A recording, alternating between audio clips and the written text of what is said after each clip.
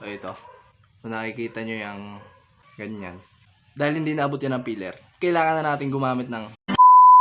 What's up guys? Welcome nga pala sa kampo ng mga magigiting. Nguso!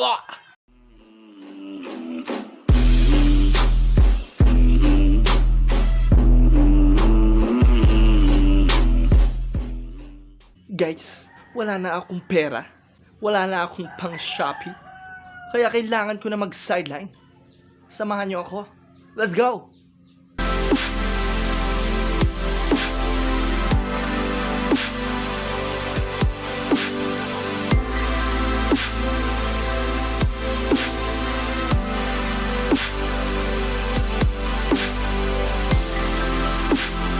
So, bago ako magsimula, kailangan ko muna kiluhin yung papaya. Kasi yung kada kilo ay times 2.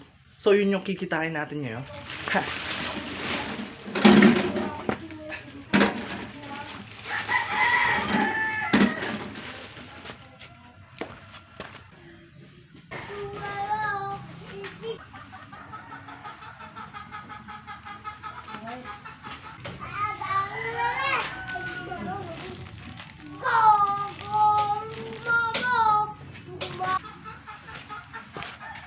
So, yung total ng papaya natin ay 36 kilos. Kaya kung itatimes 2 natin yan, magkakaroon tayo ng neto na 72 pesos. Ha!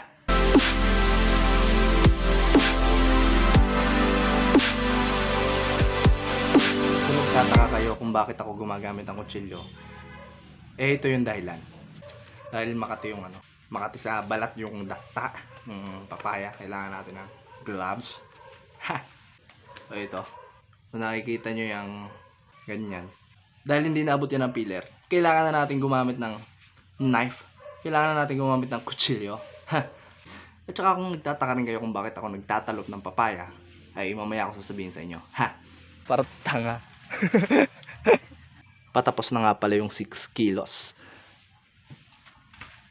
At yung nasa plastic na yan, yun yung 30 kilos. Yun yung isusunod natin. Ha!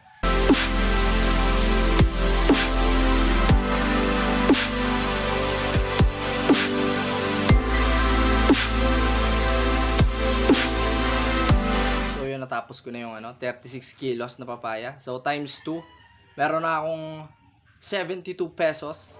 Pero mamaya ako sasabihin sa inyo kung bakit ako nagtalop ng papaya. Mamaya ako sasabihin sa inyo pagkatapos kong ayusin yan. Lilinisin ko lang to. Ha.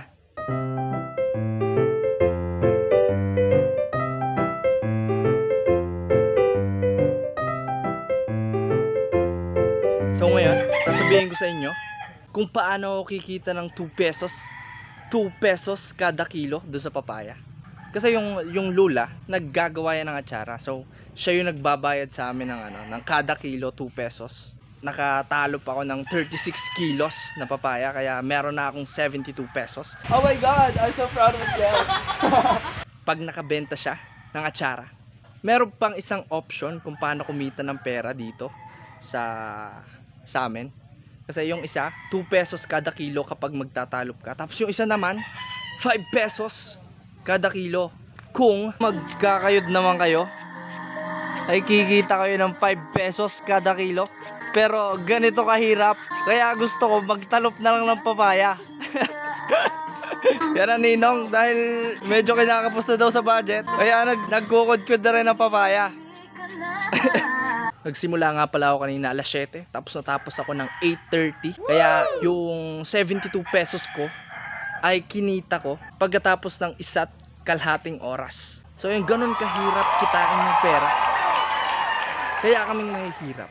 Yung mahalaga sa amin ay pagkain. Ha? Tapos kung papipiliin ako sa pera o sa pagkain, ang pipiliin ko ay pera. Ha? Ha? Para tanga. So yun, dito na nagtatapos ang vlog na ito. Subscribe! Heh! Bug!